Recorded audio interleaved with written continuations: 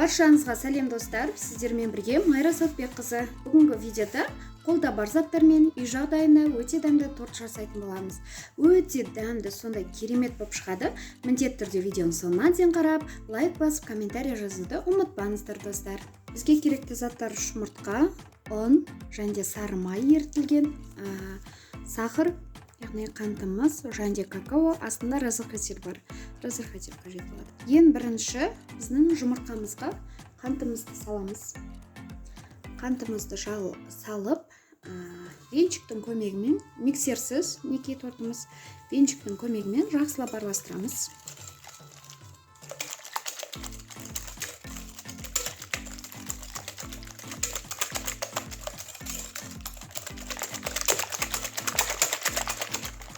Және какао мен разрыхителімізді ұнға саламыз. Неке астына разрыхителіміз бар. Араластырамыз. Сары майымызды жұмыртқаға қосамыз.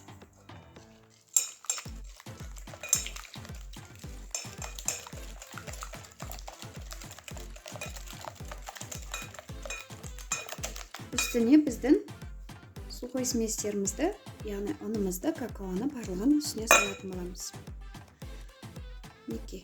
Екі бөлікке бөліп саламыз.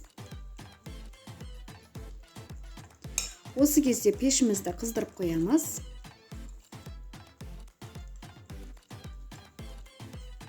Екінші бөлігін салып, жақсылап араластырамыз.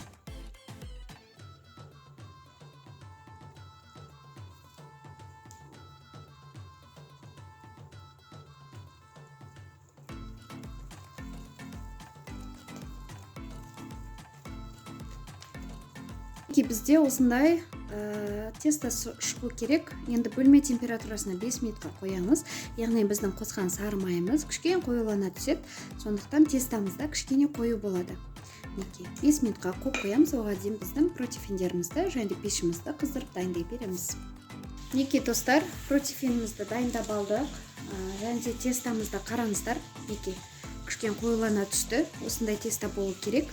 Енді қасықтап сала отырып, жақсылап протеинге жайып шығатын боламыз. Мен үлкендеу протеинге пісірем. Қазір піскеннен кейін екіге бөле салам. Бұл тестамызды қазір мен үшке бөлем. Яғни 3 бөлік болғанда екіге бөлгенде бізде 6 корж шығады. Жақсылап түп-түзу етіп тұрып, жайып шығатын боламыз.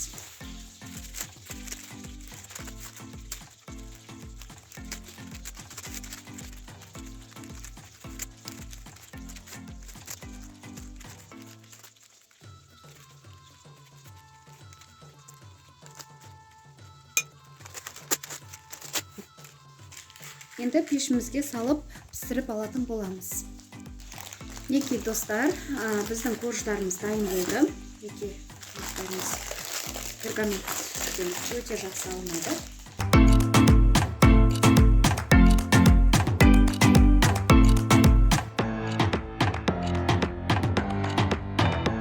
Достар, барлық корждарымызды мынандай жандарына дейін барлығын кесіп дайындап алдық. Себебі бізде қазір жан-жағын крем жаққан кезде жан-жағы өте әдемі көрініп тұру үшін. 6 корж шықты осындай. Қазір барлығын жинайтын боламыз. Барлығының ортасына осындай крем жаға отырып жинаймыз.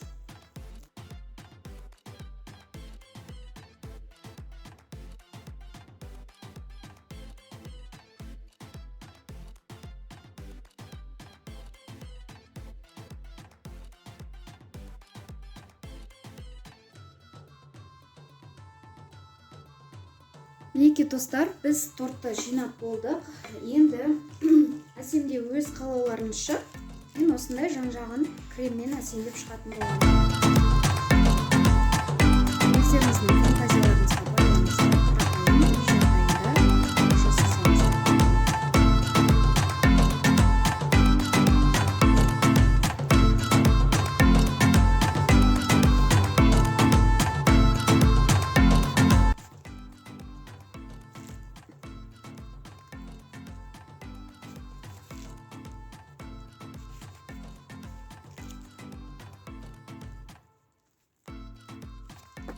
сәнде өз қалауларыңызша болады. Менде мінекей қатырылған осындай шоколадтар бар, түйме формасындағы.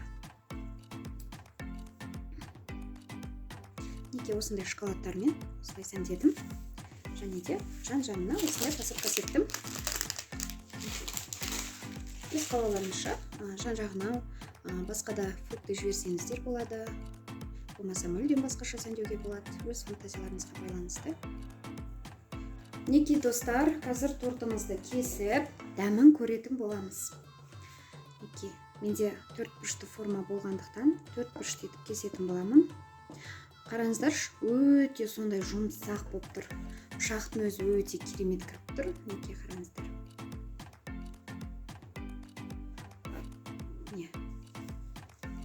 Осылай тарелкамызға салып, қазір дәмін көретін боламыз. Неке, солайын қараңыздар, өте әдемі сондай керемет болып шыққан. Дәмі де сөзсіз керемет болып шығады.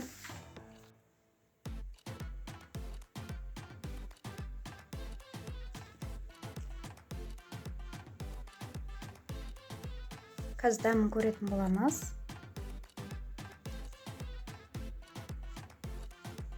Сондай жұмсақ тұр мінекей. Прям шикарно болып шыққан.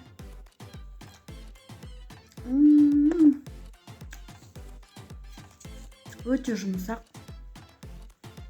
Сондай дәмді. Міндетті түрде жасап көріңіздер, достар. Сөзсіз ұнайтынына сөзсіз сенемін.